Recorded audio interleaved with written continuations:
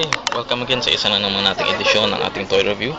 This time we feature the Classic Deluxe edition ng Grimlock. Kasama natin ngayon si Paring Ray na nagre-review.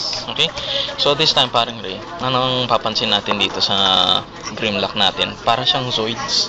Correct.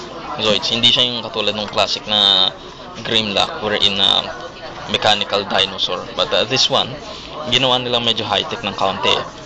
Notice this one pare, sa classic na Grimlock walang ganito eh. Then another thing that we can notice here is that parang medyo mechanical nga talaga yung ulo niya, oh. Zoid ng dating. Oo. But merong mga certain modifications na ginawa dito. First of all, syempre hindi na ito die-cast. Unlike nung dati, talagang fully bakal siya. And of course, yung paints niya, mga body paints niya, maganda. Okay siya, magaganda yung body paints niya. But how to transform this? First of all, tanggalin mo yung baril, yung buntot. Ito yung another modification na ginawa dito sa Grimlock, kasi detachable yung mga ibang parts niya. And notice this part here, yung ulo ng dinosaur. Dati para siyang pakpak ni Grimlock pero ngayon ano na siya, paa. Buksan yung part na yan. Yan. Actually, hindi ganyan ang pagsira niyan eh. Pero, hindi. Bubuksan mo pa pala yung part na yan. Yan. So, magiging legs niya yung kanyang head. Correct. So, ito.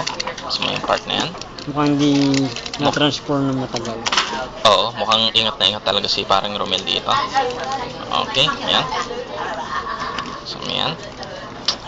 So, challenging part, itong upper part niya ulit. Just like any other Transformers Universe toys here. Okay, so, twist mo yan dito. Okay? Then, itong part na to, kailangan mo rin siyang i-twist.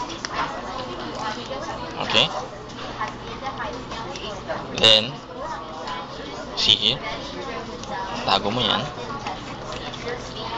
Then, yung kamay niya, kailangan i-form mo dito. Kabila. Yan.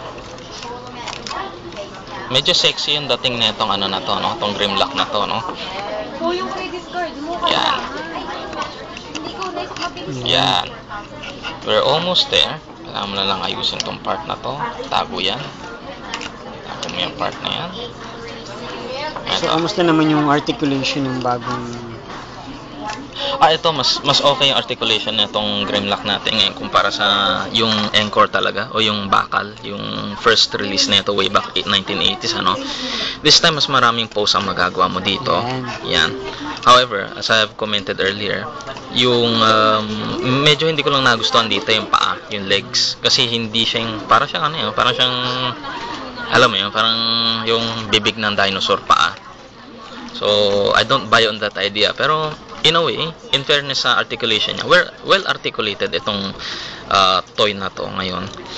Then, dati kasi, yung nguso ng dinosaur, pinakapakpak ni Grimlock yun dati. Pakpak ni Grimlock yun. Then, accessories, itong buntot niya, weapon yan. Weapon yan ngayon. Espada yan actually. Ayan, Ayan, Okay. Tuloy-tuloy lang toy review natin habang wala pa yung may-ari. Okay?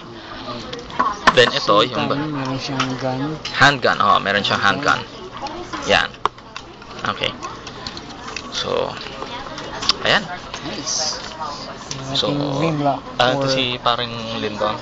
What can you say about our new Grimlock?